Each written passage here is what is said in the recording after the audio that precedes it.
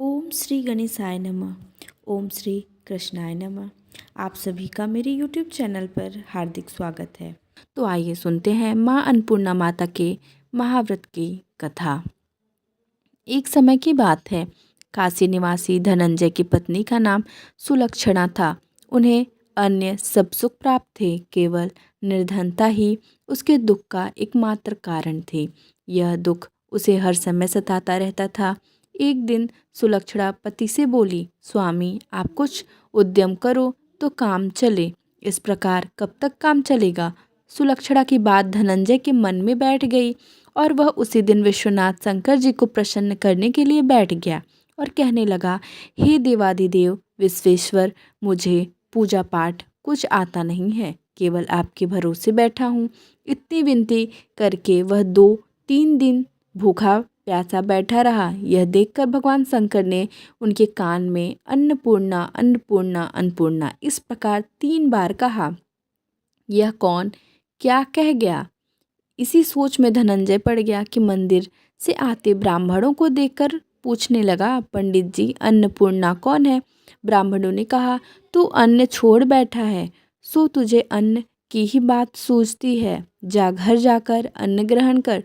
धनंजय घर गया, स्त्री से सारी बात कही। वह बोली, नाथ चिंता मत करो, स्वयं शंकर जी ने यह मंत्र दिया है, वे स्वयं ही खुलासा करेंगे। आप फिर जाकर उनकी आराधना करो। धनंजय फिर जैसा का तैसा पूजा में बैठ गया। रात्रि में शंकर जी ने आज्ञा दी और कहा, तू पूर्व दिशा में चला जा। वह अन्नपूर्णा का नाम जपता जाता और रास्ते में फल खाता, झरनों का पानी पीता जाता। इस प्रकार कितने ही दिनों तक चलता गया। वहाँ उसे चांदी सी चमकती वन की शोभा देखने में आई, सुंदर सरोवर देखने में, या उसके किनारे कितनी ही अप्सराएं झुंड बनाए बैठी थी। एक कथा सुनती और सब मिलकर माँ अन्नपूर्णा इस प्रकार बार बार कहती थी। यह अगहन मार्गशीर्ष मास की उजेली रात्रि थी और आज से ही व्रत का आरंभ था। जिस शब्द की खोज करने वह निकला था वह उसे वहाँ सुनने को मिला।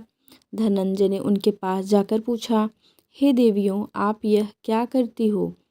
उन सब ने कहा, हम सब माँ अन्नपूर्णा का व्रत करते हैं। धनंजय ने पूछा, व्रत पूजा करने से क्या होता है? यह किसी ने किया भी है? इसे कब किया जाए? कैसा व्रत है मैं और कैसी विधि है? मुझसे भी विस्तार से बतलाओ। वे कहने लगी, इस व्रत को सब कोई कर सकते हैं।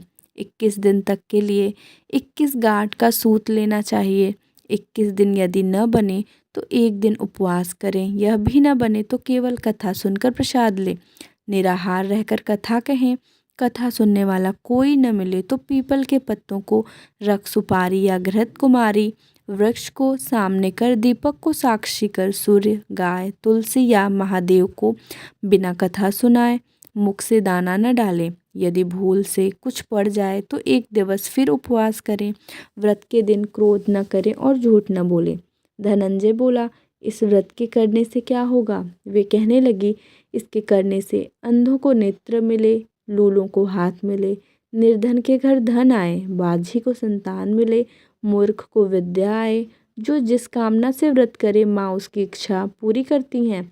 वह कहने लगा, बहनों, मेरे पास भी धन नहीं है, विद्या नहीं है, कुछ भी तो नहीं है। मैं तो दुखिया ब्राह्मण हूँ, मुझे इस व्रत का सूद दोगी?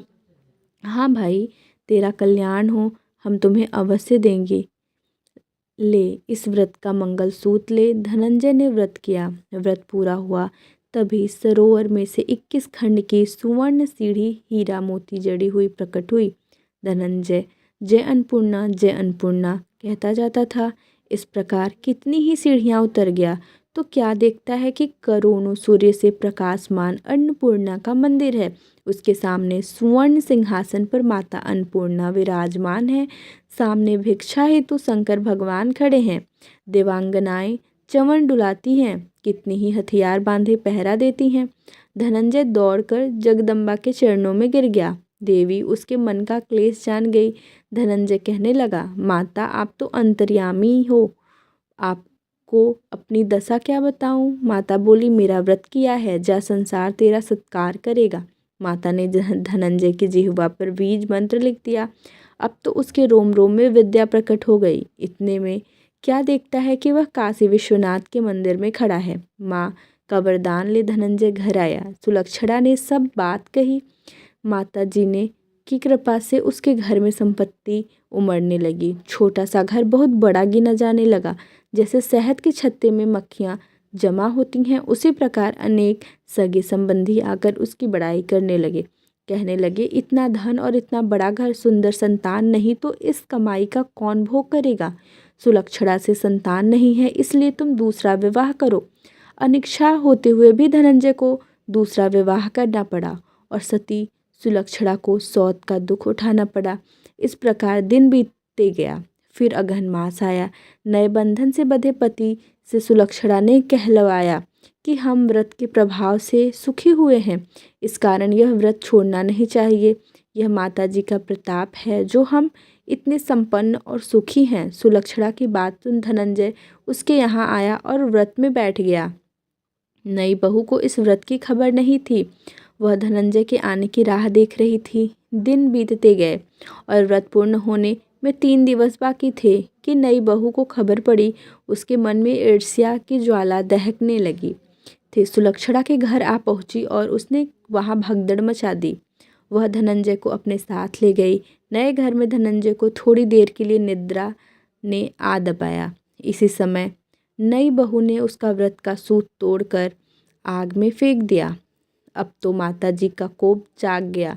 घर में अकस्मात आग लग गई। सब कुछ जलकर खाक हो गया। सुलक्षणा जान गई और पति को फिर अपने घर ले आई।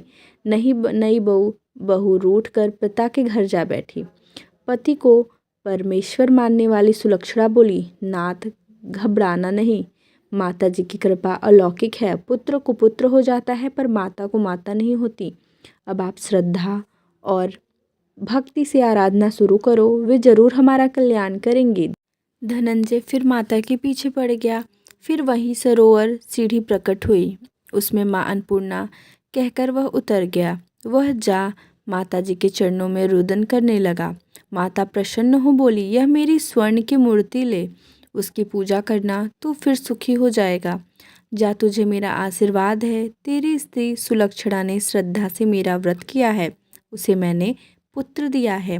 धनंजय ने आंखें खोली तो खुद को काशी विश्वनाथ के मंदिर में खड़ा पाया।